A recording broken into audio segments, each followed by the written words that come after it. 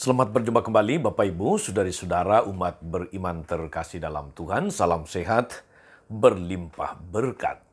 Hari Rabu tanggal 12 Oktober 2022, saya Romagus CSSR mengajak saudari-saudara merenungkan kutipan Injil Lukas bab 11 ayat 42 sampai 46. Kita mendengarkan sabda Tuhan dalam nama Bapa dan Putra dan Roh Kudus. Amin. Sekali peristiwa Yesus bersabda, "Celakalah kalian, hai orang-orang Farisi, sebab kalian membayar persepuluhan dari selasih, ingguh, dan segala jenis sayuran, tapi kalian mengabaikan keadilan dan kasih Allah. Yang satu harus dilakukan, yang lain jangan diabaikan. Celakalah kalian, hai orang-orang Farisi, sebab kalian suka duduk di tempat terdepan di rumah ibadah dan suka menerima penghormatan di pasar. Celakalah kalian, sebab kalian seperti kubur yang tidak memakai tanda. Orang-orang yang berjalan di atasnya tidak mengetahuinya." Seorang ahli Taurat menjawab, "Guru, dengan berkata demikian, engkau menghina kami juga." Tetapi Yesus berkata lagi, "Celakalah kalian juga, hai ahli-ahli Taurat. Sebab kalian meletakkan beban-beban yang tidak terpikul pada orang, tapi kalian sendiri tidak menyentuh beban itu dengan satu jari pun." Demikianlah sabda Tuhan. Bapak Ibu saudari-saudara umat beriman terkasih dalam Tuhan, Yesus melanjutkan kritikannya terhadap ahli-ahli Taurat dan orang-orang Farisi. Kali ini dengan sabda celaka, "Celakalah kamu, hai ahli Taurat. Celakalah kamu juga, hai orang-orang Farisi." Saudari-saudara, mengapa Yesus menyampaikan atau mengecam mereka dengan sabda celakalah? Kalau dikatakan berbahagialah, kita senang. Tapi kalau dikatakan celakalah, itu adalah sebuah kecaman yang sangat keras. Ternyata saudari-saudara, di belakang kata-kata keras Yesus ini sebetulnya ada satu pesan yang sangat dalam untuk kita renungkan, untuk kita jadikan sebagai inspirasi dalam praktek hidup kita sebagai orang-orang beriman. Bahwa bila mau masuk ke dalam kerajaan sorga, ada hal-hal yang harus dibenahi di dalam hidup ini. Ada hal-hal yang harus diperbaharui. Ada hal-hal yang harus direformasi supaya hidup kita semakin bertumbuh, semakin layak dan pantas. Apa yang dikatakan Yesus tentu saja tidak hanya soal diri sendiri, tapi lebih-lebih apa yang dilakukan terhadap sesama. Yesus mengharapkan orang-orang Farisi, ahli-ahli Taurat, mengutamakan kebaikan, mengutamakan keadilan dan kasih, lebih dari segala macam persembahan, lebih dari persepuluhan, atau macam-macam sumbangan yang lain.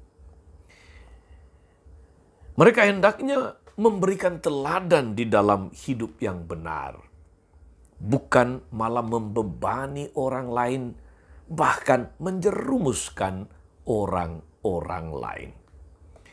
Dari sini saudara-saudari kita bisa memetik sebuah pesan bahwa hidup ini harus seimbang dalam motivasinya dan di dalam tindakan nyatanya. Tak boleh kita berkata sangat suci, berkata-kata yang baik dan rohani, tapi kelakuan bertolak belakang dengan itu. Itulah yang dikecam oleh Yesus kepada orang-orang Farisi. Bahaya kemunafikan, bahaya mengharapkan pujian, mengharapkan penghormatan, dan apalagi keuntungan. Saudara-saudara, umat beriman terkasih dalam Tuhan, Yesus mengingatkan dengan satu kalimat pamungkas, kalau boleh saya katakan, yang satu harus dilakukan, yang lain jangan diabaikan. Tidak boleh ada ekstrim, harus dijaga keseimbangannya. Yang satu dilakukan, yang lain tidak diabaikan. Saudari-saudara, hidup sosial kita, hidup bersama kita dengan orang lain, hendaknya menjadi perhatian para murid Kristus, para pengikut Kristus. Hidup bersama dengan orang lain merupakan wujud dari iman Kristiani kita, iman kita kepada Tuhan. Oleh karena itu, ibadah kepada Tuhan, ibadah kepada Yesus mesti terwujud di dalam perilaku hidup yang benar. Perilaku hidup yang penuh dengan keadilan, perilaku hidup yang penuh kasih dengan sesama.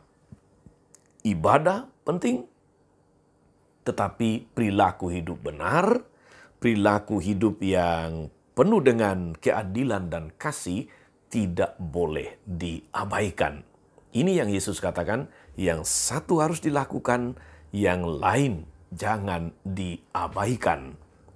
Saudari-saudara, umat beriman terkasih, persembahan kepada Tuhan itu bukan sekedar memberi derma, memberi sumbangan, tetapi untuk menolong orang-orang yang berkekurangan, orang-orang yang kesulitan, orang-orang yang menderita, orang-orang yang membutuhkan kepedulian kita, perhatian kita, orang-orang sakit, orang-orang lemah dan miskin, orang-orang yang terlantar, dan sebagainya.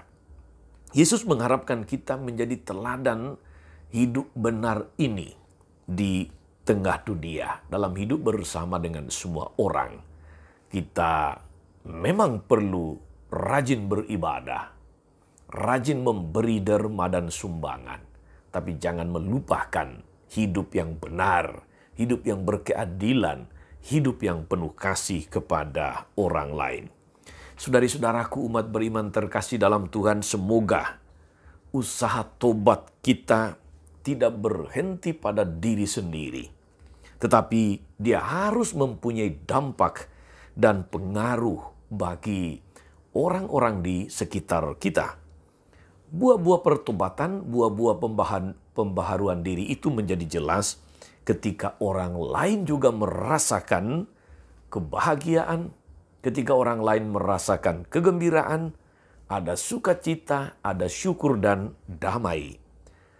Semoga kita mengusahakannya, saudara-saudari, sebagai wujud iman kita kepada Tuhan. Sebab yang satu harus dilakukan, yang lain jangan diabaikan.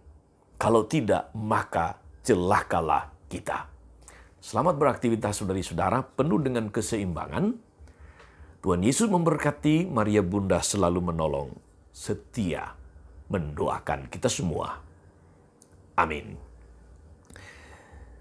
Allah Bapa yang penuh kasih, kami bersyukur atas firman-Mu yang sungguh menginspirasi, yang sungguh meneguhkan dan membaharui hidup kami yang seringkali tidak seimbang antara rohani dan jasmani, antara ungkapan iman dan perwujudan iman.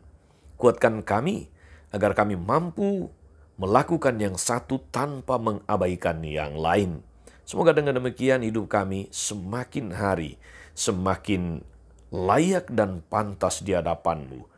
Engkaulah Tuhan dan pengantara kami sepanjang segala masa. Amin. Saudari-saudara sekalian, berkat Allah turun atas saudari-saudara, atas mereka yang kita doakan atau kita janjikan doa mereka yang sakit dan menderita. Segala rencana, karya dan pelayanan sepanjang hari ini, Bapa dan Putra dan Roh Kudus. Amin. Tetap sehat, tetaplah menjadi berkat. Jangan lupa like, subscribe, nyalakan lonceng notifikasinya. Salam 52, Tuhan memberkati.